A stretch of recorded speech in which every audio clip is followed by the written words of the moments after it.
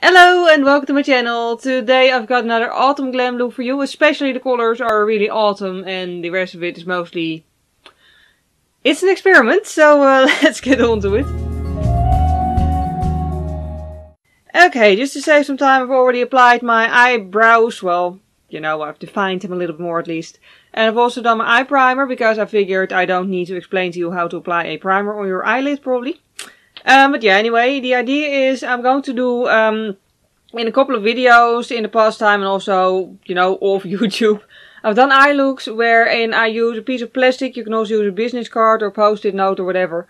And just put eyeshadow on top of it and then you have an automatic wing. However, if you do it once and then twice, maybe even thrice, I think you might be able to get like multiple wings, if you get what I mean. I'm not even sure I get what I mean. I'm not sure if this is going to work at all, but I just felt like toying with makeup, so that's the plan. First step is going to be this, so I'm just placing this thing against my eye and I'm trying to get it even with the other eye. That's always the most difficult part in my opinion. And then I'm just going to grab a dark green shade and apply it to the outer corner of my eye. Quite thinly, because I want to apply more colors. That was the entire point of this. So I don't want to go overboard with this and then have no space left. And then I'm just going to blend it out with a sort of an olive green shade. By the way, do you like olives? Like, I feel like it's one of those types of food, like either you love it or you hate it. Personally, I love olives. But I feel like some people just absolutely hate them. I don't know anyone who sort of likes them, you know? It's either you like them or you don't like them. It's one of those foods that you can't just not mind or something. I don't know. Anyway, that's the first part of the look. Okay, so this sort of works. Now the thing is going to be to try and make it the same on the other eye. Oh my god. This is going to be difficult. Basically what I do is I just again put it on my eyelid. Don't press too hard because you don't want to damage your eyeballs obviously. And then you start applying orange eyeshadow. I'm trying to go for autumn shades here.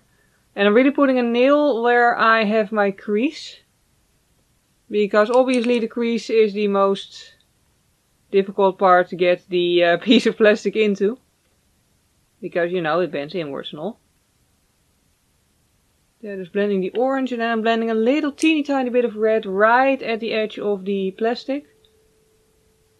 Just to make it a bit more defined there, but I don't want the inner wing to be darker than the outer wing. That sounds so weird. Anyway, then we have this, and to my surprise it's actually relatively symmetrical. It's a miracle. And then, because I wanted to keep it nice and easy, I'm also going to do a cut crease. Now I'm not going to do this the obvious way by doing the cut crease first and then putting the eyeshadow primer over top of it, because then I would need to blend the eyeshadow primer with the orange eyeshadow and that would just be tremendously difficult and annoying. So I'm just going to do the very easy thing. It's not that easy. Anyway, to just draw on the cut crease. If you're familiar with cut creases, if you do them on yourself quite often, then this really won't be that much of a challenge.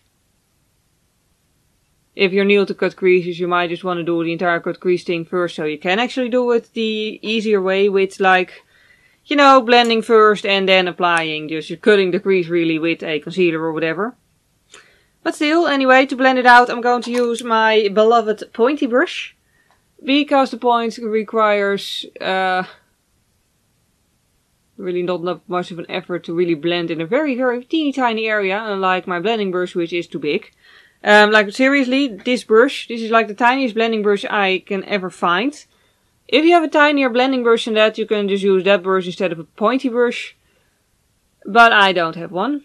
And if you do have one, please tell me what brand it is. Please tell me where you bought it, because I want one too. Like seriously, I don't know, like the one thing that's always annoying to me when buying makeup brushes online. And I mostly buy them online because I like brands like xoBeauty and, you know, you need to buy that online, so yeah. Not much of a choice there.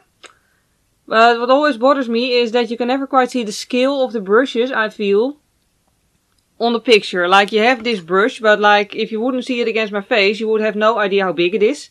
Because if you just see it against a white spot or whatever, a white backdrop, It might be large, it might be small, you don't know. Depends on how closely the picture was taken. Like, it's so annoying, really.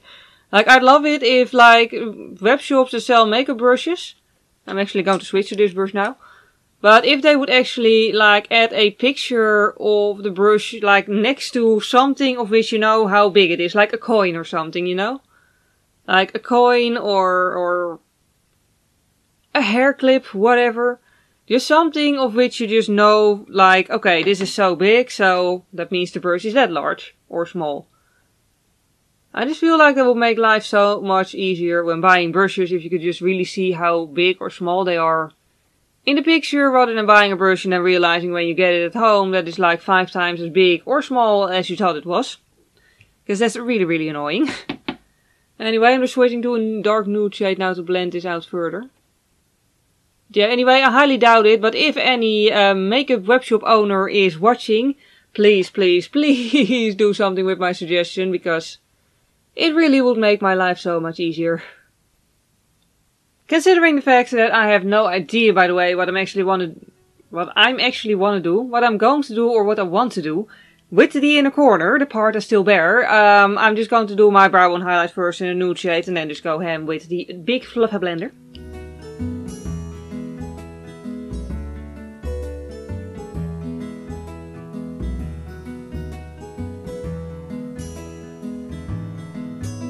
And I decided to do something I never do. I'm going to fill in the cut crease, like I've already done on this eye, with my brow bone highlight shade. Nice word. And I'm just using a brush that's quite angled and, you know, quite capable of drawing very crisp lines with the edge of it. Just so I can make the cut crease a little bit more sharp this way. And then obviously just blend it towards the orange. And then time for eyeliner. I'm not making it too large, I hope. You never know for sure with me. Because I also already have the wing of the green eyeshadow. I say while the wing is getting larger and larger, just ignore me. And the face is done. I just, you know, did a basic base makeup with foundation, concealer, cream contour this time, powder, blush, and everything I've used will be below in the video description as always. But today we're just going to focus on the eyes, so I'm just going to grab my makeup palette again, the eyeshadow palette to be precise, and go at it. First thing we're going to do is just grab a sharp angled brush and go into the dark green shade. Tap it off carefully, or tap it off well and use it carefully, that's the point. And I'm just basically going to create a line beneath my lower lashes with this green eyeshadow. I really just want there to be, you know, like I said, a line. Because the entire eye look sort of has these sharp angles and all, and I want to continue those. And then I am going to blend those out very carefully with the orange shade. Just a teeny tiny bit on the brush. Just to make sure the bold colors actually do surround the entire eye. But again, very mildly, I don't want this to be too much. If you feel like you've applied too much, just apply a little bit more to the other eye to even it out. And also, you can sort of make it a little bit less obvious by using large fluff hair blender on top of it. But yeah, anyway, that's alright for now. By the way, I just, for my inner corner, I just used a lot of concealer and I also applied my face highlighter on there. Just so you know, I'm not going to do anything else to that. And my waterline is going to be nude because I feel like having a bright waterline today. Now, then lastly for the eyes, the lashes. I'm going to use falsies. They're quite big, but I think you can still see all the work I put into it behind the lashes, sort of. And I just feel like using these because they're pretty. So, yeah.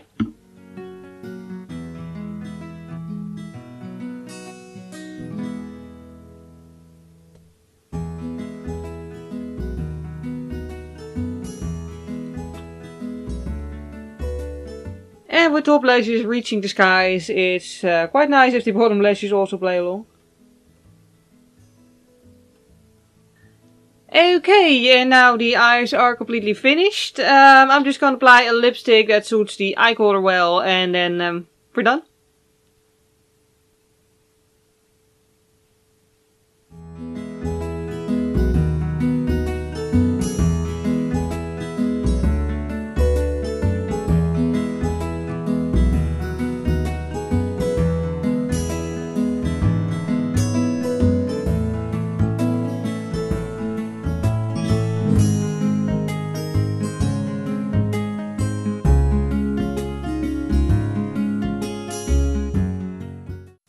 And that leaves us with the final results. Yeah, I think this experiment is actually a success. I like how it turned out. I definitely think I'm going to like use the technique of multiple like wings again. Maybe I'll even dare to try to do a third wing at some point in time. But yeah, anyway, for now, I hope you enjoyed this video. If you did enjoy it, please click the like button. It would really help me out. And if you want to see more of my videos, especially makeup tutorials, that's my main thing, then you can always subscribe to my channel. For now, as always, thank you very much for watching this video. I hope you all have a wonderful day, and I hope to see you next time. Bye!